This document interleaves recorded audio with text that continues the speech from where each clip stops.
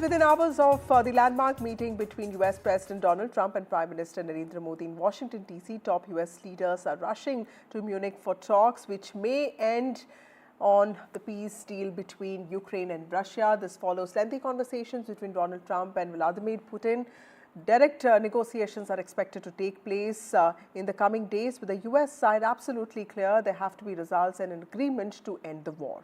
In fact, Ukrainian President Volodymr Zelensky is here as well. US is being led by Vice President JD Vance, Secretary of State Marco Rubio, and National Security Advisor Robert O'Brien.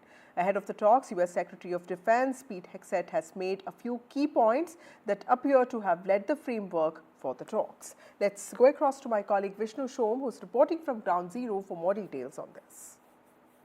Well, the Kremlin and what they actually choose to do here onwards is what's going to be critical. Because, this has been a direct one-way message from the US presidency, Donald Trump, saying, look, this war has to end. He picked up the phone, called up Vladimir Putin, says too many lives have been lost, recalled the historic relationship between Russia and America, and going back to the Second World War, said that, look, let's just figure this out and sort it out. He then picked up the phone, called up Zelensky, and said, look, the war, as far as he's concerned, is coming to an end.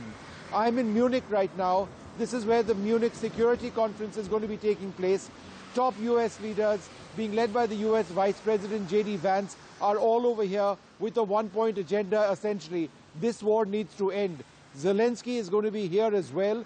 But what role the Ukrainians ultimately have in deciding on their own future is something which we're going to have to look at very, very closely. Well, we've seen so many efforts at trying to bring about a peace, but ultimately nobody has really pushed beyond a point, because there has always been resistance from both sides, the Russians and the Ukrainians. They've had hardline positions. So America now has, in a sense, intervened.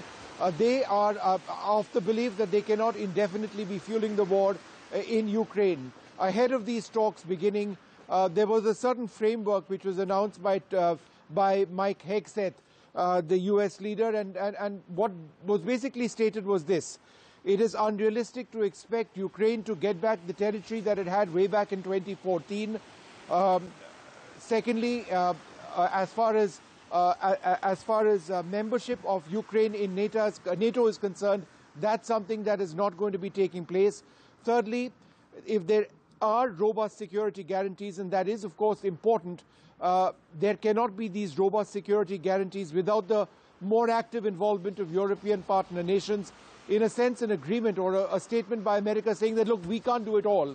And fourthly, if there are peacekeepers on the ground, there will not be American boots, there won't be American soldiers. That's the rough framework. Zelensky has been told, take it, because this is the way it's going to be. And I think the underlying signal is that there won't be American indefinite military aid.